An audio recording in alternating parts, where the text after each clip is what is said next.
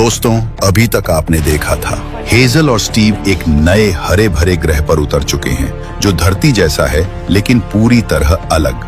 वहां उन्हें इवोल्यूशन के शुरुआती चरण के जीव होमिनिन मिलते हैं जो सोचना और शिकार करना सीख रहे हैं।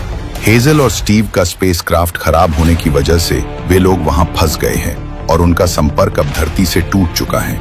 आखिरी में एक होमिनिन जीव उनके पास आता है। हेजल का हाथ छूकर कहता है, खुद को बचाओ।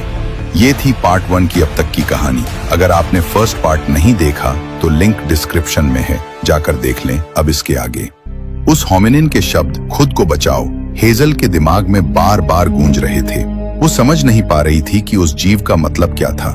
क्या वो चेतावनी दे रहा था या कोई राज छुपा रहा था?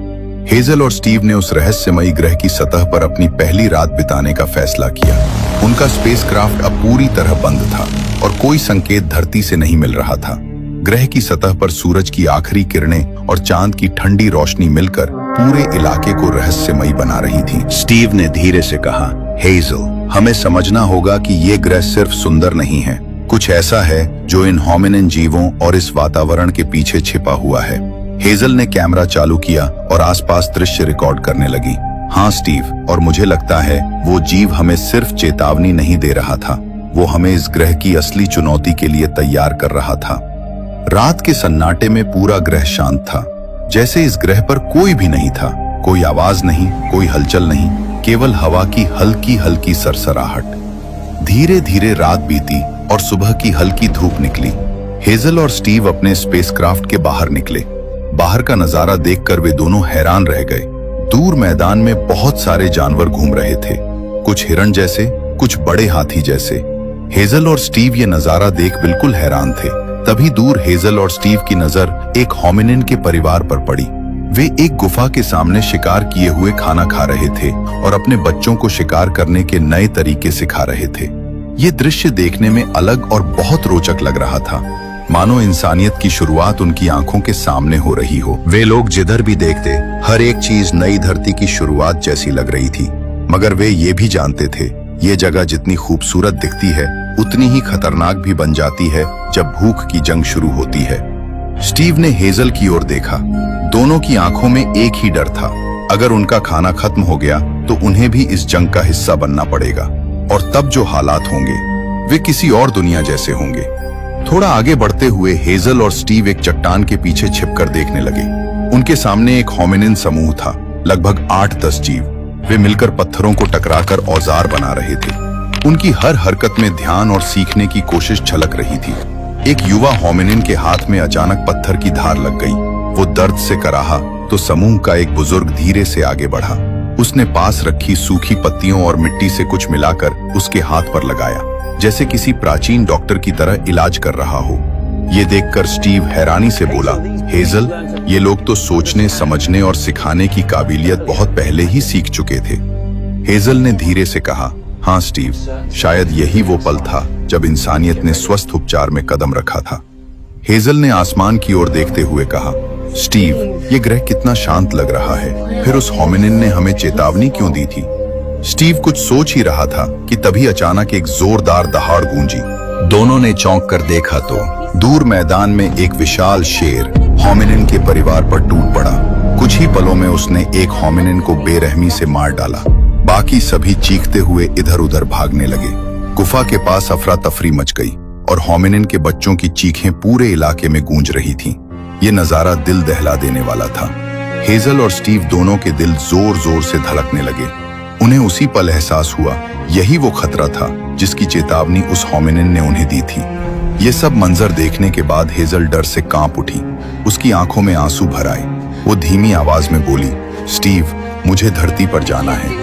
यहाँ तो सिर्फ बेरहमी है, यहाँ इंसानियत या दया नाम की कोई चीज नहीं है। स्टीव ने धीरे से उसके कंधे पर हाथ रखा और बोला, मुझे पता है हेजल, लेकिन हमें हिम्मत नहीं हारनी चाहिए जब तक हमारा स्पेसक्राफ्ट सही या धरती से संपर्क नहीं हो जाता। स्टीव चिंता मन से बोला, हेजल, अगर ऐसे ही ये होमिनिन शिकार होते रहेंगे तो ये पूरी नस्ल मिट जाएगी।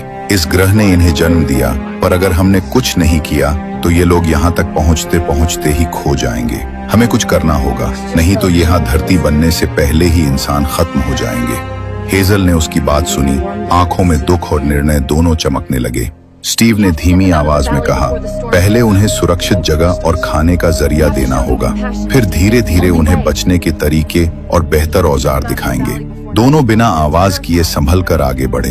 दिलों में डर भी था पर इरादे अटल थे।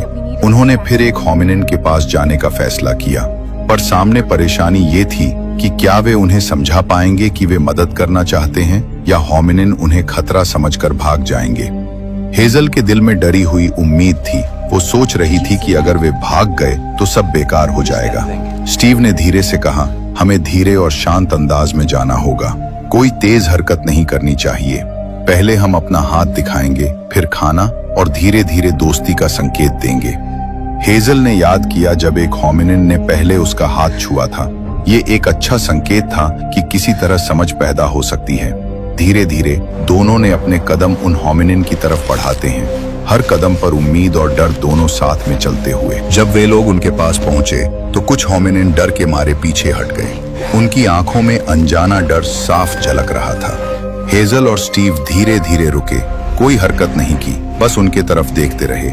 तभी स्टीव ने अपने हाथ में लिए खाने का पैकेट आगे बढ़ाया, मानो कुछ पल के लिए सब कुछ थम सा गया हो। फिर अचानक एक छोटा सा होमिनिन का भूखा बच्चा धीरे धीरे उनके पास आया। वो कांपते हुए स्टीव के हाथ से वो पैकेट ले गया और कुछ ही क्षणों में उसके चेहरे पर एक मासूम खुशी चमक उठी। हेजल की आंखें भर आईं। वो धीमे स्वर में बोली, स्टीव, इन्हें हमारी मदद की जरूरत है और शायद हमें भी इनकी। धीरे धीरे बाकी होमिनिन भी उनके पास आने लगे। वे सावधानी से कदम बढ़ा रहे थे, पर अब उनके चेहरों पर डर की जगह जिज्ञासा थी। सभी ने हेजल और स्टीव को ध्यान से देखा। हेजल ने मुस्कुराते हुए धीरे से कहा, स्टीव, इन्हें अब लग रहा है कि हम खतरा नहीं हैं। स्टीव ने सिर हिलाया। हाँ हेजल, ये हमारी बात भले न समझते हों, पर शायद हमारा इरादा महसूस कर रहे हैं। हेजल ने अपनी जेब से एक माचिस निकाली और उसे जलाया। जैसे ही छोटी सी लौ जली, सभी होमिनिन हैरान रह गए। उनकी आंखों में चमक थी, मानो उन्होंने पहली बार कोई जादू देख लिया हो।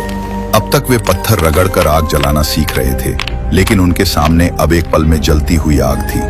कुछ पल के लिए सब बिल्कुल चुप रहे, फिर धीरे धीरे सबने खुशी से सर हिलाना शुरू किया, जैसे उन्हें ये नजारा बहुत अच्छा लग रहा हो। स्टीव ने हल्की मुस्कान के साथ कहा, हेजल, लगता है हमने इनकी दुनिया में उम्मीद की एक चिंगारी जला दी है। हेजल और स्टीव खुश थे कि अब होमिनिन उनसे डर नहीं रहे थे। इसी बीच स्टीव के मन में एक नया विचार चल रहा था। वो सोचने लगा, अगर ये लोग हमेशा सिर्फ शिकार और मांस पर निर्भर रहेंगे तो कभी आगे नहीं बढ़ पाएंगे। उन्हें कुछ उगाना, खेती करना सीखना होगा। हमें अब इन्हें सिखाना होगा कि जिंदगी सिर्फ शिकार से नहीं चलती।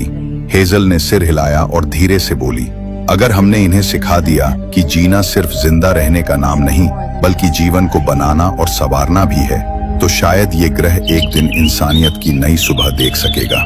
स्टीव और हेजल अपने स्पेसक्राफ्ट के पास गए और वहां से कुछ चने के दाने लेकर लौटे।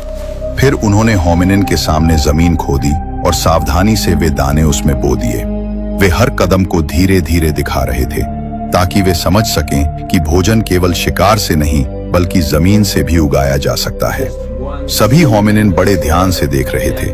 उनकी आंखों में जिज्ञासा और आश्चर्य दोनों थे, जैसे उन्होंने पहली बार जीवन को जन्म लेते देखा हो। उसके बाद होमिनिन भी वैसा ही करने लगे जैसे स्टीव और हेजल कर रहे थे। वे मिट्टी खोदते, बीज बोते और मिट्टी से ढक देते। ये देखकर हेजल और स्टीव मुस्कुरा उठे, क्योंकि अब उन्हें एहसास हो गया था कि वे लोग सच में समझने लगे हैं। कुछ देर बाद स्टीव ने अपने स्पेसक्राफ्ट के टूटे हुए हिस्सों में से कुछ धातु के टुकड़े निकाले और उन्हें मिलाकर नुकीले औजार बनाए। उसने होमिनिन को दिखाया कि कैसे धातु से औजार बनाए जा सकते हैं। धीरे धीरे होमिनिन भी वैसा ही करने लगे। ये सब देखकर हेजल ने कहा, स्टीव, ये पल शायद इस ग्रह पर एक नई एवोल्यूशन की शुरुआत है। देखते देखते कई दिन बीत गए। स्टीव और हेजल अब उस ग्रह की जिंदगी में ढल चुके थे, लेकिन धीरे धीरे उनका अपना खाना भी खत्म हो गया था। अब उनके पास न तो धरती से संपर्क था, न ही कोई मदद आने की उम्मीद। वे भी अब उन्हीं की तरह शिकार और पहली फसल के उगने की उम्मीद पर जी रहे थे। हेजल ने आसमान की ओर देखते हुए कहा, स्टीव, अब हमारी उम्मीदें भी इसी मिट्टी से जुड़ी हैं। आखिरकार 16 दिन बाद सुबह की हल्की धूप में हेजल ने जमीन की ओर देखा, जहां मिट्टी से छोटे छोटे हरे अंकुर बाहर निकल आए थे। हेजल की आंखों में एक सुकून था। उसने तुरंत स्टीव को आवाज दी, स्टीव देखो ये उगाए हैं। स्टीव दौड़ता हुआ आया और मुस्कुराते हुए बोला, हमने कर दिखाया हेजल, ये ग्रह भी धरती जैसी उपजाऊ है। वो पल सभी के लिए सुकून भरा था। अगले दिन स्टीव भी होमिनिन के साथ शिकार पर गया। आज उनका निशाना था जंगली सुअर। उन्होंने पूरी योजना बनाई। कुछ होमिनिन झाड़ियों के पीछे छिप गए, बाकी चारों ओर से सुअरों को घेरने लगे। काफी मेहनत के बाद उन्होंने 2 सुअरों का शिकार कर लिया। सभी खुशी से चिल्लाने लगे क्योंकि ये उनके लिए एक बड़ी सफलता थी। मगर वे नहीं जानते थे कि उनके इस शिकार पर पहले से ही किसी और की नजर थी। दूसरी पहाड़ी पर छिपे शेरों का झुंड धीरे धीरे उनकी तरफ बढ़ रहा था। अचानक जमीन कांप उठी और अगले ही पल वो शेर उन पर टूट पड़े। चारों ओर अफरा तफरी मच गई। होमिनिन भागने लगे, कोई चिल्ला रहा था, कोई अपने परिवार को ढूंढ रहा था। स्टीव ने एक शेर को रोकने की कोशिश की, लेकिन तभी एक ने उस पर हमला कर दिया। वो जमीन पर गिर पड़ा, उसका हाथ लहूलुहान हो गया। कई होमिनिन मारे गए और जो बचे वे डर के मारे जंगल की ओर भाग गए। पूरा माहौल एक पल में खुशी से खौफनाक सन्नाटे में बदल गया। जब वे सब लौट कर आए तो हेजल का दिल जैसे थम सा गया। शाम का समय था, सूरज ढल रहा था और धूल से लथपथ 4 ही लोग गुफा के सामने पहुंचे थे। कुल 11 के झुंड में से सिर्फ 4 ही जिंदा बचे थे। बाकी सब शेरों के हमले में मारे जा चुके थे। स्टीव को बुरी तरह घायल हालत में गुफा के अंदर लाया गया। उसके शरीर पर गहरे घाव थे, चेहरे पर खून और दर्द साफ झलक रहा था और बाकी होमिनिन भी सहमे हुए कोने में बैठे थे। लेकिन ये दृश्य हेजल को भीतर तक तोड़ गया। उसकी आंखों में आंसू थे। वो देख रही थी कि जिन लोगों को वे सिखा रही थीं, जो धीरे धीरे समझने लगे थे, वे अब एक एक करके खत्म हो रहे हैं। कुछ होमिनिन अपने मरे हुए साथियों के लिए धीमी धीमी आवाज में रो रहे थे। कुछ अपने बच्चों को ढूंढ रहे थे जो अब नहीं थे। हेजल की आंखें लाल थीं। उसने स्टीव के पास बैठकर मन ही मन कहा, नहीं, हम ऐसे हार नहीं मान सकते। अगर हमने इन्हें छोड़ दिया तो ये पूरी सभ्यता यहीं खत्म हो जाएगी। इन होमिनिन का आखिरी सहारा हम ही हैं और अब हमें इन्हें बचाना ही होगा। हेजल ने अपनी हिम्मत जुटाई। धीरे धीरे चलकर एक युवा होमिनिन के पास पहुंची जो कोने में बैठी कांप रही थी। वो कुछ कहने ही वाली थी कि अचानक वो होमिनिन उठी और हेजल से लिपट गई। जोर जोर से चिल्लाने लगी, अपनी अजीब सी भाषा में रोती हुई, मानो अपना सारा दर्द, अपना डर हेजल के सामने बोल रही हो। हेजल के आंखों से आंसू आ गए। उसने उस होमिनिन के सिर पर हाथ रखा और धीरे से बोली, अब और कोई नहीं मरेगा, अब हम लड़ेंगे। उसने तुरंत सबको इकट्ठा किया। गुफा के बाहर जाकर पत्थर और सूखी लकड़ियां इकट्ठी की और हेजल ने आग की एक छोटी सी चिंगारी जलाई। धीरे धीरे उन्होंने उस चिंगारी को बढ़ाया। अब वो एक जलता हुआ आग का गोला बन चुका था।